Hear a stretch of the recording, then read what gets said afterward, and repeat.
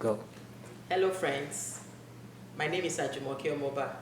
I'm so excited to be here today and it's such a pleasure. How is your day going? Mine went well and it's still going well. So today a friend brought a topic to me that we need to tackle on marriage. What are the common reasons for divorce in most marriages today? Why do most marriages collapse before it's even started? So that's what we are here to. I'm here to deliberate on today, and I hope you enjoy and we learn from each other. So what are basically the reasons for divorce in marriages? Well, first of all, we cannot go to the problems without a definition. What is marriage? Marriage is a union of two consenting adults that have proposed and planned to spend the rest of their lives together. And before you can decide to delve into marriage, there must have been courtship, there must have been dating, for you to both understand each other. So, but most days, most times these days, we see that most marriages end up in divorce. Some try to separate them to see if they can work things back together. But at the end of the day, if they cannot hold it, they break it. So what are the reasons? I have 10 common reasons. I can say incompatibility. That's one of the most, that's one of the most important reasons why you see most marriages break. A man and a woman, you have to check for compatibility. Are we spiritually compatible? Are we emotionally compatible? Are we physically compatible? Are we financially compatible? Because I believe for a man and a woman, you have to come to terms to understand the fact that you are going on a journey. It's like having lunch. You are bringing 3-course meal to the table, A, B, and C. But if only one person is bringing all the food and the other person is not doing anything, there's going to be a problem. So what is the man bringing to the table? What is the wife bringing to the table? What are they both contributing to the bottom line? What are the values they are bringing? So if there's lack of compatibility, when I say spiritual compatibility, I wouldn't expect somebody that believes in a Hindu marrying somebody that is a Muslim. There's going to be a lot of rancor, and at the same time, emotionally too, if the other party does not believe in kissing and the husband believes in kissing, and when they marry and they get into the intimacy aspect of it, there's going to be a problem. And you can also, another thing I want to talk about in marriage is a lack of communication. Communication is important in marriage. Lack of proper and effective communication in marriage is like eating rice without drinking water. You are going to choke. So for me, for a man and a woman to come together and live for a very long time, they must be patient enough for each other. Listen.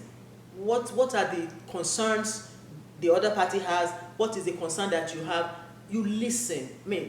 For a communication in marriage to be effective, you have to listen.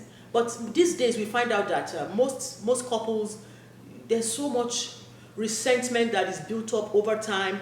There's so much bitterness that is built up over time. There's so much unforgiveness. So communication becomes an issue. So, we now want to go to the third part, which is intimacy. Intimacy is not just sex. It goes beyond sex. Intimacy in marriage has to do with, attraction. In the first instance, you were attracted to your wife when you married her.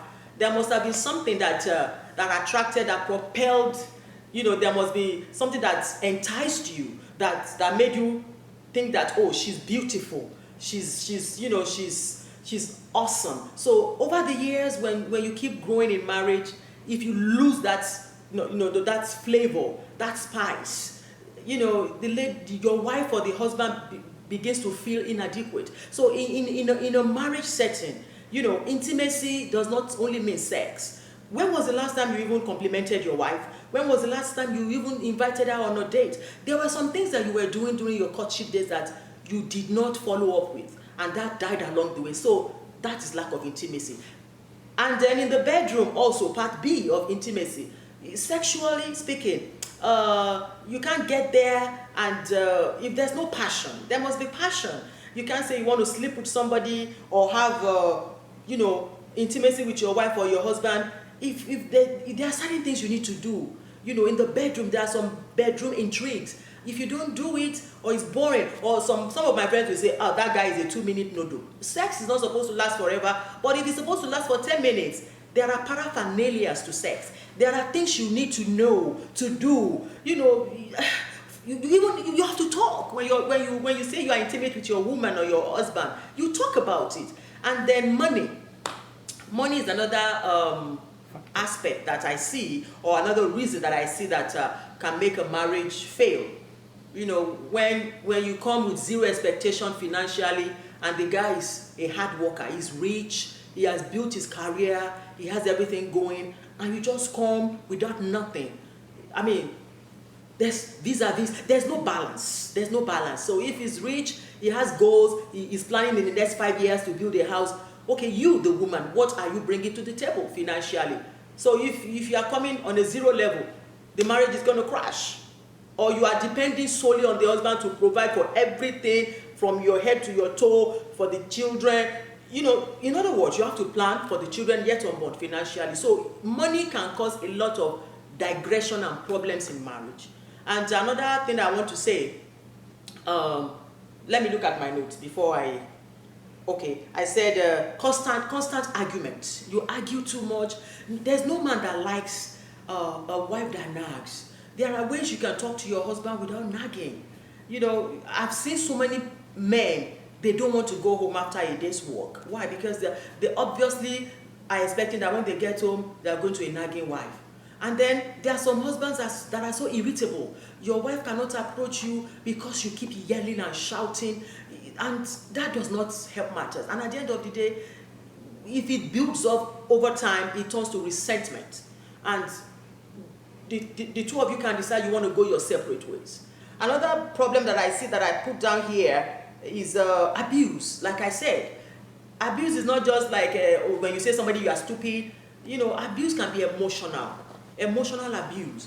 Abuse can be physical. A lot of times, when anger gets to a level, when it crescents to a level that is unbearable, you see a man might just either mistakenly or any other way slap his wife, and the wife wants to retaliate, takes a broom, and then it gets messy. And that's what you call physical abuse. Emotional abuse is when you continue to torture your wife, you don't even let her know what she has done, but you are torturing her emotionally. So that's another aspect of it. And then I want to talk about unrealistic expectation. Before you go into marriage, okay? Plan how many children you want to have. Plan how much money you want to save. Plan for the future. You cannot give what you don't have. I have so many other reasons, that will be the causes or cause to why marriages are being broken or these days, but that will be for another day. I hope you have caught one or two things, and I pray and I ask that your marriage gets better. Thank you.